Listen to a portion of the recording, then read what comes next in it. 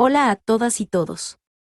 En este video analizaremos otra forma de entender la integral, como la operación inversa a la derivada. Aquí sucede algo similar a lo que pasa con la derivada, la cual se define en términos de un límite, pero a la hora de resolver la mayor parte de problemas y aplicaciones no se usa esta definición, sino que se usan fórmulas y reglas como la regla del exponente, la regla del producto, la del cociente, regla de la cadena, linealidad, etc. Entonces en el caso de la integral sucede algo muy similar. Tal como estudiamos en el video anterior, esta se define en términos de la suma de Riemann, pero si solo usáramos esta definición no podríamos resolver sino un conjunto limitado de problemas, y además cada problema resulta muy engorroso. Por eso la antiderivada es la forma simple y versátil de integrar. Pero antes de comenzar vamos a resolver el problema planteado en el video anterior, es decir, hallar el área bajo la función 1 más x sobre 2 en el intervalo 0 a 2, mediante la suma de Riemann en forma analítica por los dos métodos, suma izquierda y suma derecha. Comencemos por la que ya conocemos, la suma derecha, ejecutando los 5 pasos. 1. Hallamos delta x, lo cual nos da 2 sobre n. 2. Encontramos x sub i, con esta fórmula. Al reemplazar y simplificar, obtenemos que x sub i es igual a 2 y dividido entre n. 3. Evaluar f de x en el x sub i que acabamos de hallar. Así concluimos que f de x sub i es igual a 1 más i sobre n. Ahora lo multiplicamos por delta x. ¿De dónde obtenemos esto? 4. Aquí aplicamos la sumatoria al resultado anterior.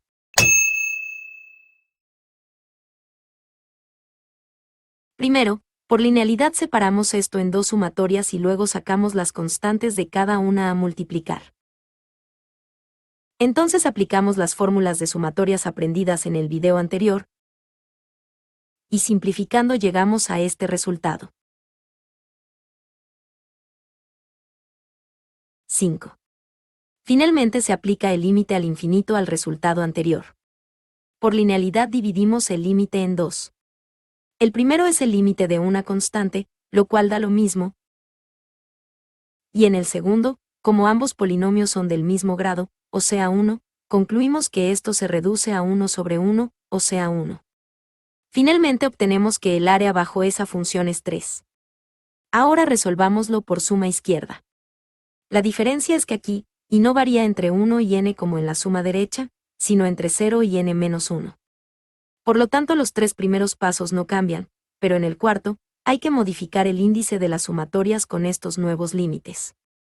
Pero antes de resolver las sumatorias, tenemos que modificar estas dos fórmulas.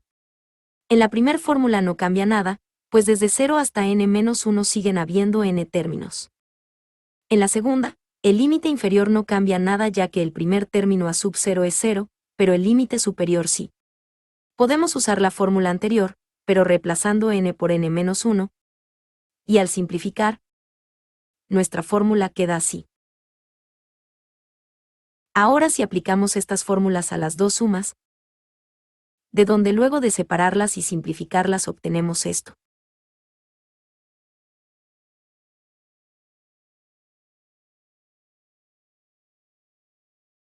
Y finalmente el quinto paso es aplicar el límite al resultado anterior. Primero partimos el límite en dos, en el primero tenemos el límite de una constante, y en el segundo tenemos el límite al infinito de una función racional. Como ambos polinomios son del mismo grado, este límite da 1 sobre 1, o sea 1, y otra vez obtenemos 2 más 1, es decir 3, el mismo resultado de la suma derecha. Fíjense que podríamos haber calculado fácilmente esa área desde el comienzo por geometría. Dividimos el área en dos, un rectángulo cuya área es 2, y el triángulo rectángulo de arriba, cuya área es 2 por 1 sobre 2, o sea 1, y así obtenemos otra vez que el área es 3. Obviamente así resulta más fácil, pero nuestro objetivo era practicar la suma de Riemann. Ahora sí vamos a revisar el tema de este video. Comencemos con un poco de contexto. Primero vale la pena entender por qué son tan importantes las operaciones de derivación e integración. Si revisamos las aplicaciones de las matemáticas en física, por ejemplo, Sin el uso del cálculo infinitesimal podemos ver que muchas de las fórmulas que se enseñan solo se cumplen bajo ciertas condiciones limitadas. Tomemos el caso de la fórmula mecánica del trabajo. Sin el cálculo infinitesimal, solo se puede definir el trabajo como el producto de la fuerza por el desplazamiento. Pero esta definición tiene dos restricciones: la primera, porque se aplica solo cuando la fuerza es constante. La otra restricción tiene que ver con el carácter vectorial de la fuerza y el desplazamiento, ya que esta ecuación solo se cumple cuando ambos vectores son paralelos entre sí.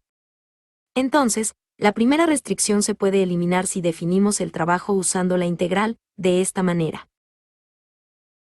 Con esta definición, siempre podremos calcular el trabajo conociendo la función f de x.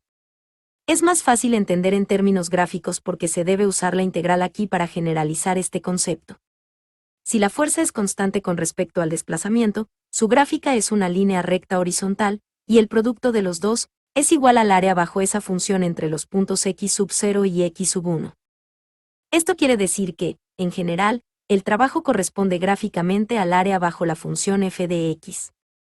Por eso usamos la integral con el fin de ampliar esta definición al caso en el cual la fuerza no es constante, ya que ésta nos permite calcular precisamente el área bajo la función f de x.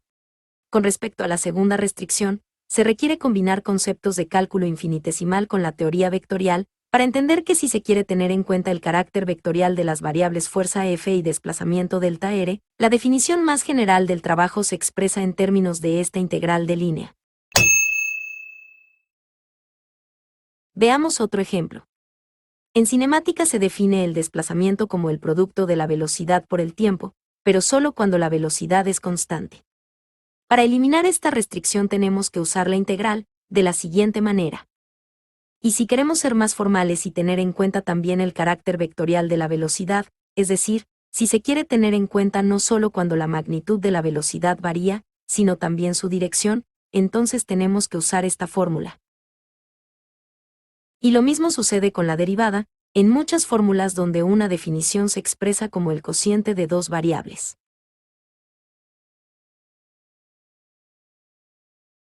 Sin el uso del cálculo infinitesimal, solo se pueden expresar estas fórmulas con restricciones, en términos algebraicos y o trigonométricos, pero al introducir la derivada se pueden eliminar estas restricciones para generalizar los conceptos, y de esta manera poder usarlos para resolver un mayor número de problemas.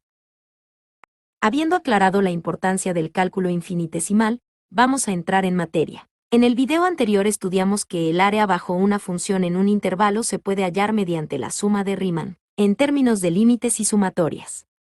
Sin embargo, un método más sencillo y versátil nos permite calcular el área bajo una función en un intervalo en términos de la antiderivada de dicha función.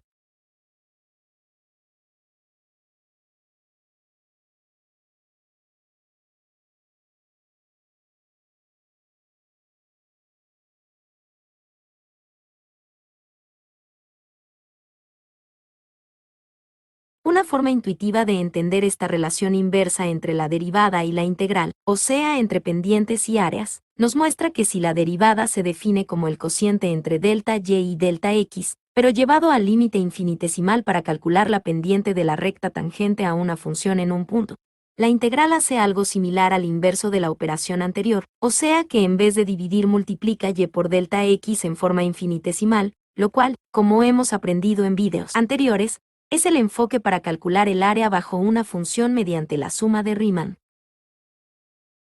Otro argumento para entender esta relación, también intuitivo pero un poco más formal, consiste simplemente en aplicar la suma de Riemann para resolver la integral definida entre 0 y t de la función x al cuadrado. Aplicando la suma de Riemann que estudiamos en el video anterior, se obtiene que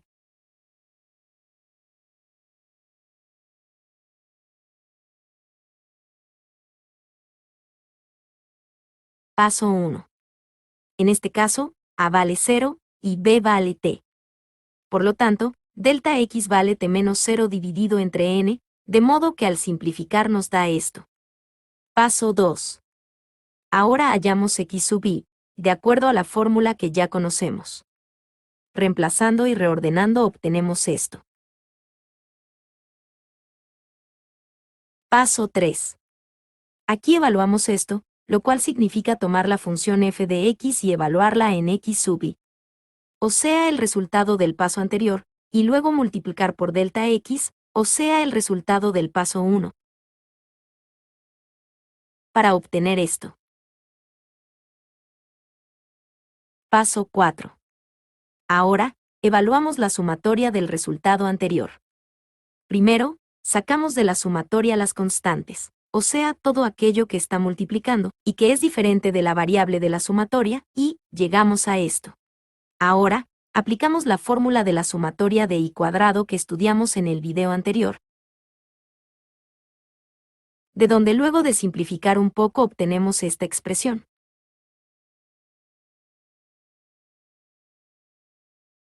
Paso 5.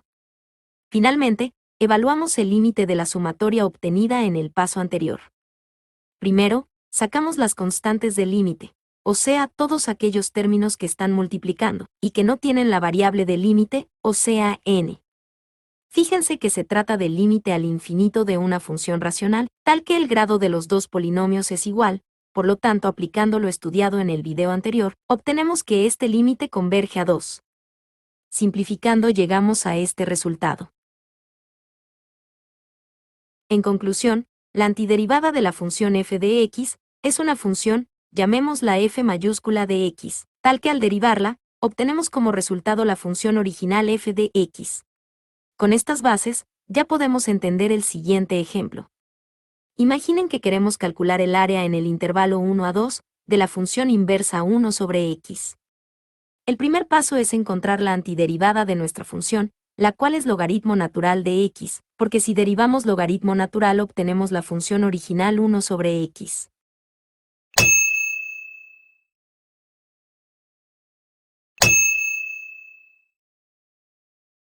Ahora evaluamos la antiderivada, primero en el límite superior, 2, y le restamos la antiderivada evaluada en el límite inferior, 1.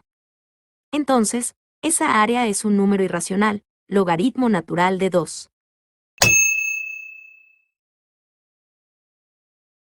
A esto se le denomina la integral definida, que en forma general se puede enunciar así. El otro tipo de integral se llama integral indefinida. Aquí solo nos interesa encontrar la antiderivada más general de una función f de x dada. Por ejemplo, hemos aprendido que la antiderivada de x al cuadrado es x al cubo dividido entre 3. Pero esta es solo una solución particular, porque por ejemplo x al cubo sobre 3 más 2 también es antiderivada de x al cuadrado. Y x al cubo sobre 3 más 10 también funciona. O sea que la antiderivada general de x al cuadrado es x al cubo sobre 3 más c, donde c es cualquier número real. Esto se conoce como la integral indefinida, y c es la constante de integración. Veamos entonces algunas fórmulas y propiedades de la antiderivada, que nos permitirán resolver unos problemas más interesantes. La primera es la regla del exponente, y se puede enunciar así. Es fácil demostrar esta fórmula, pues al derivarla recuperamos la función original x elevado a la n.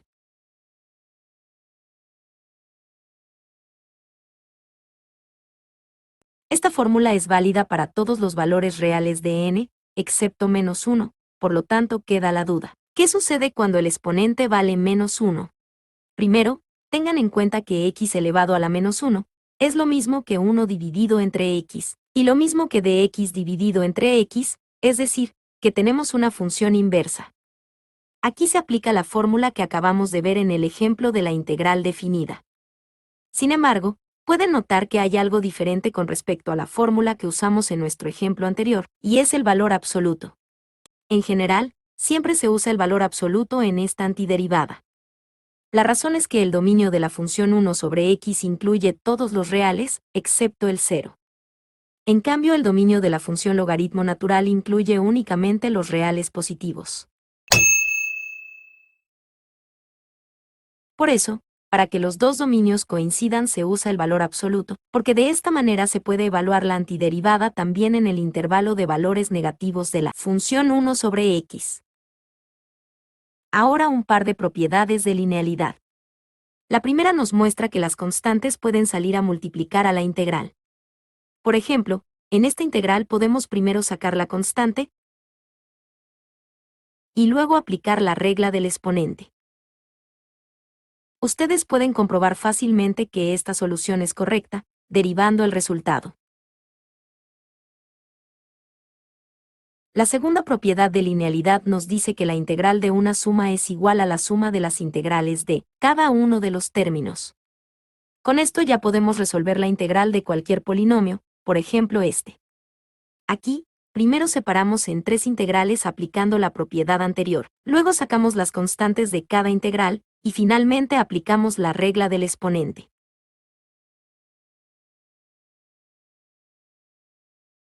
Fíjense que en el último término, aunque no es evidente, también hemos aplicado la fórmula del exponente, porque aquí puede pensarse que la función a integrar es la constante 1, la cual también se puede escribir como x elevado a la 0, y al aplicar la regla del exponente, obtenemos x.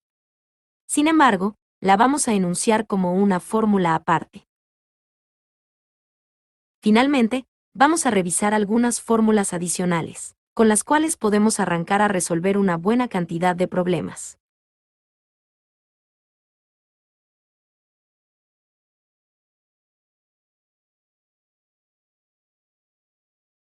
Para concluir este video, vamos a dejar planteado un problema, el cual resolveremos al comenzar el próximo video.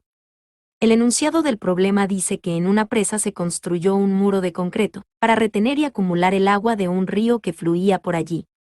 La forma de la pared es un trapecio, tal como se muestra en la figura. El objetivo es calcular la fuerza total que el agua ejerce sobre la pared de concreto, cuando el agua está en su máximo nivel. Primero que todo, vale la pena aclarar que el enfoque para resolver este problema debe ser infinitesimal, ya que la presión hidrostática del agua varía continuamente a lo largo de toda la altura del muro. Por lo tanto, si quisiéramos aplicar el enfoque algebraico, usando la fórmula, fuerza es igual a presión multiplicado por área, no tenemos un único valor para la presión. Recordemos que la ecuación que define cómo varía la presión en función de la profundidad en un líquido está dada por la siguiente fórmula, donde P sub A es la presión en la superficie del líquido, la cual en este caso corresponde a la presión atmosférica. Pero no es necesario incluir ese término a la hora de calcular la fuerza, puesto que esa presión se ejerce por ambos lados del muro, por lo tanto se cancela. Entonces aquí solo debemos trabajar con la presión manométrica, o sea esto. Gracias por su atención.